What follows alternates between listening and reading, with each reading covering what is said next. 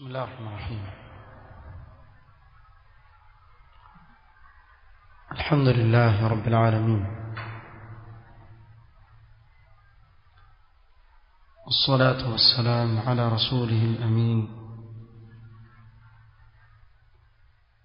محمد وآله وصحبه أجمعين، أما بعد.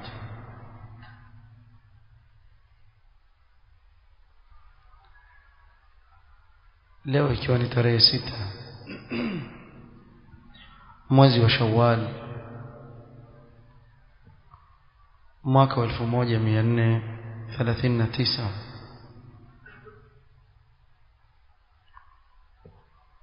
biidhnillah ta'ala,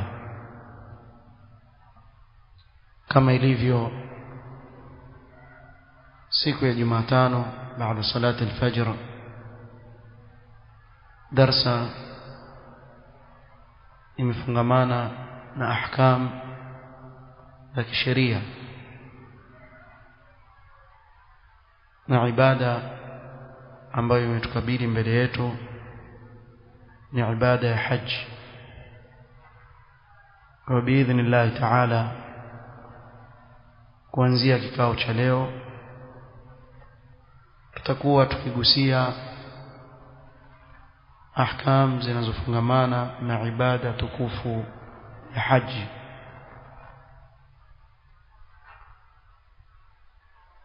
الحج هو الركن الخامس من أركان الإسلام. ibada ya haji ni nguzo ya 5 katika nguzo za Uislamu. وهو فريضة الله على كل مسلم استطاع إليه سبيلا. عبادة يا حج بفراضي aliyofaradhisha Allah subhanahu wa ta'ala kwa kila muislamu ambaye ana uwezo wa kuifanya ibada kama hii, ana njia za kumfikisha katika kufanya ibada kama hii. يقول الله تعالى: ولله على الناس حج البيت من استطاع إليه سبيلا.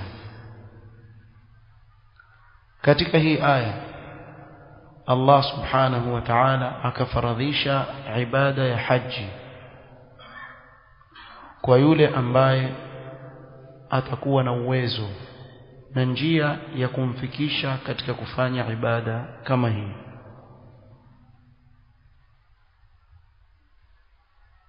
وقال صلى الله عليه وسلم: بني الإسلام على 5: شهادة أن لا إله إلا الله وأن محمد رسول الله وإقام الصلاة وإيتاء الزكاة وصوم رمضان وحج البيت من استطاع إليه سبيلا. katika hii hadithi Mtume sallallahu alaihi wasallam ametaja nguzo 5 za Uislamu, na nguzo ya 5 aliyoitaja wa hajjil baiti man istata'a ilayhi sabila, akataja nguzo ya ibada ya haji kwa yule aliyekuwa na uwezo. wa huwa fardhu 'ain fil 'umri marratan 'ala al-mustati'. na ibada ya haji ni fardhu 'ain katika umri kwa yule mwenye uwezo, ni fardhu 'ain mara moja aifanye katika umri wake. وهو فرض كفاية على المسلمين كل عام. ama tukitizama kwa waislamu wote basi ni fardhu kifaya, manake haiwezekani kwa waislamu wote katika mwaka mmoja ulimwenguni kwenda kuhiji. watakwenda baadhi ya wengine hawataenda, na lau kama watakusanyika waislamu wote ulimwenguni ili kufanya ibada ya haji katika mwaka mmoja haitawezekana. Kwa tukiangalia kwa ujumla wa waislamu ni fardhu kifaya kila mwaka kwa waislamu kuifanya haji, ama kwa muislamu ni fardhu ain kwa umri mara moja. ومن زاد على حجة الإسلام فهو تطوع, na yote anayeongeza juu ya ile haji yake ambayo amefaradhishiwa muislamu kwa umri mara moja itakuwa ni tatawwu. لقوله صلى الله عليه وسلم الحج مرة فمن زاد فهو تطوع, haji faradhi yake ni mara moja katika umri, yoyote anayeongeza itakuwa ni tatawwu, kama vile swala kuna faradhi na swala ya sunna. غير أنه يستحب للموسر الصحيح أن لا يترك الحج 5 سنين, ingawa ni jambo ambalo lapendekezwa kwa mtu ambaye ana uwezo asiwache haji ikapita miaka 5, yani kila ikipita miaka 5 awe atakwenda kuifanya ibada ya haji. لقوله صلى الله عليه وسلم فيما يرويه عن ربه عز وجل, Mtume صلى الله عليه وسلم apokea kutoka kwa Mola wake Allah azza wa jalla asema, inna abdan sahhahtu lahu jismahu wa wassa'tu alayhi fil ma'ishati. Allah subhanahu wa ta'ala katika hii hadith qudsi asema, hakika ya mja ambaye nimempa afya katika kiwiliwili chake, bimaana kiwiliwili chake hakina maradhi. Wa wassa'tu alayhi fil ma'isha, na nikamfungulia na kumkunjulia katika maisha, bimaana ana uwezo. Yamdhi alayhi 5 a'wamin, kisha yampita miaka 5, la yafidu ilayya, na haji kwangu, yani kufanya ibada ya haji, la mahrumun ay min alkhair, huyu amekosa na kujiharamishia nafsi yake khairi. وهذا الحديث صححه العلامة الألباني رحمه الله تعالى في السلسلة الصحيحة.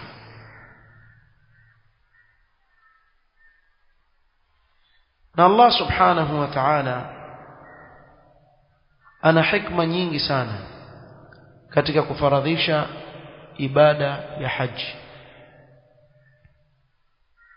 na fadhila zake ni nyingi sana. Ni muhimu kwa Muislamu kuelewa fadhila kama hizi na faida kama hizi, ili huenda nafsi ikijua zile faida zinazopatikana katika ibada kama hii ikawa ina shauku ya kutaka kuifanya ibada kama hii. Miongoni mwa manufaa ya haji na fadhila zake zilizothubutu katika sunna sahihi ya Mtume sallallahu alaihi wasallam, tathiru an-nafsi min athari adh-dhunubi wal ma'asi, kuitakasa na kuisafisha nafsi kutokamana na athari ya madhambi na maasi. فعن أبي هريرة رضي الله عنه أن النبي صلى الله عليه وسلم قال: من حج فلم يرفث ولم يفسق رجع كيوم ولدته أمه. Mtume sallallahu alaihi wasallam asema, mwenye kuhiji kisha haji yake akaifanya sawa sawa, bimaana hakufanya kwa mfano kitendo cha ndoa akiwa katika ihram. Manake rafath hutafsiriwa pia kile kitendo cha mtu kumkaribia mke wake, na pia kuzungumza maneno machafu ambayo hayastahiki kwa Muislamu kuyazungumza, wala asifanye uovu. Na uko uovu wa aina nyingi ambao watu hufanya, kwa mfano wizi. Amekwenda kufanya ibada ya haji, lakini ndani ya ibada kama ile pia afanya uwizi, wal iyadhu billah, kama wanavyofanya baadhi ya watu. Huyu anayehiji haji yake ikawa ni haji safi, imeambatana na mafunzo ya Mtume sallallahu alaihi wasallam, raja'a ka yaumi waladathu ummuhu, atarudi baada ya ibada ya haji kama ile siku aliyozaliwa na mama yake mzazi. Bimaana hana dhambi yoyote, amefutiwa madhambi yote na Allah subhanahu wa ta'ala. Na bila shaka hii ni fadhila kubwa sana ambayo kila Muislamu atakikana awe aitafuta fadhila kama hii.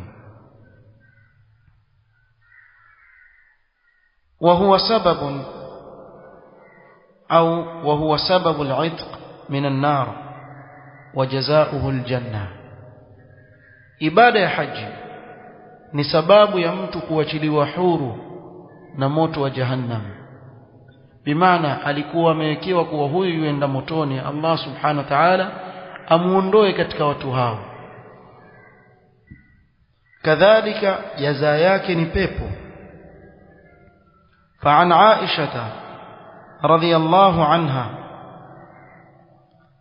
أن رسول الله صلى الله عليه وسلم قال: ما من يوم أكثر من أن يعتق الله فيه عبدا من النار من يوم عرفة. hakuna siku ambayo Allah subhanahu wa ta'ala arrahim huachilia huru watu na moto sana kama siku ya Arafa. Siku ya Arafa Allah huachilia huru watu wengi sana na moto wa jahannam. wa innahu la yadnu thumma yubahi bihimul malaika, na Allah huwakaribia waja wake katika siku ya Arafa na hujisifu kwa malaika wake kwa wale waliokuja kufanya ibada kama ile. Na hii bila shaka yatosheleza kuwa ni fadhila kubwa kwa Allah subhanahu wa ta'ala ajisifu mbele ya malaika wake kwa ajili yako wewe unayekwenda kufanya ibada ya haji kama ile.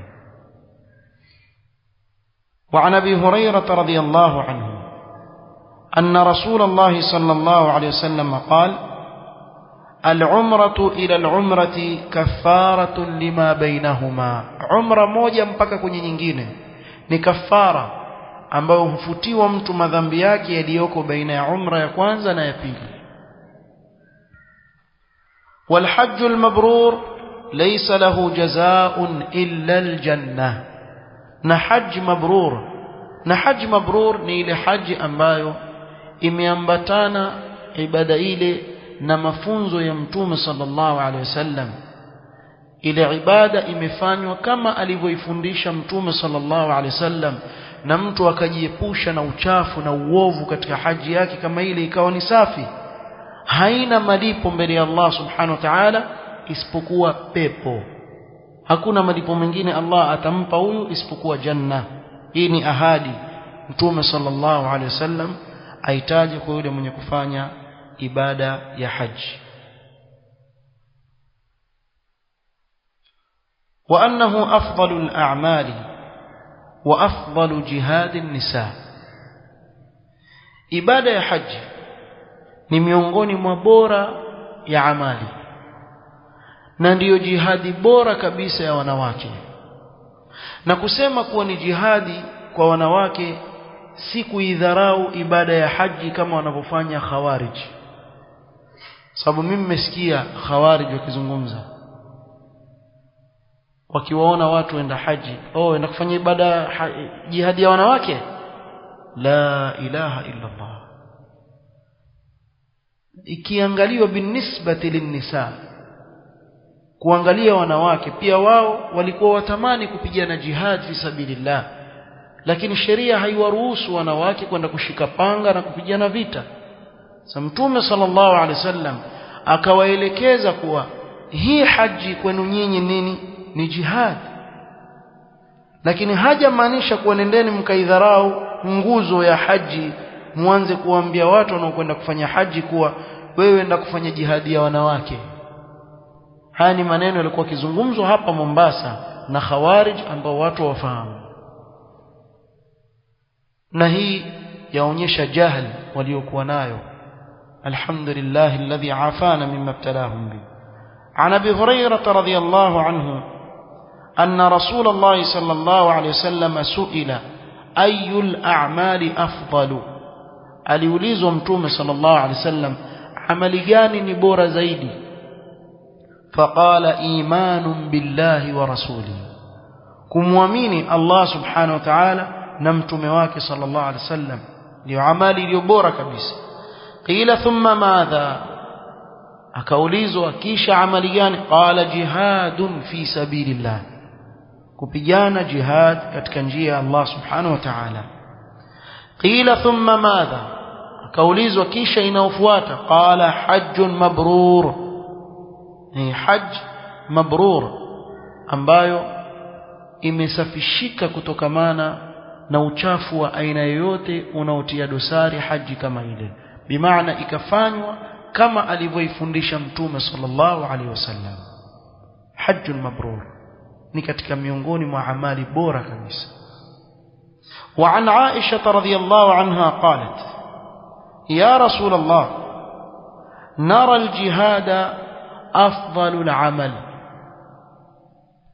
نرى الجهاد أفضل العمل عائشة رضي الله عنها سيما سيسي tuona kuwa jihadi ndio amali iliyo bora kabisa afala nujahid na sisi akina mama je tusipigane katika hivyo vita ili angalau tupate hizo fadhila sababu sisi tuona kuwa haji ni afdal al-a'mal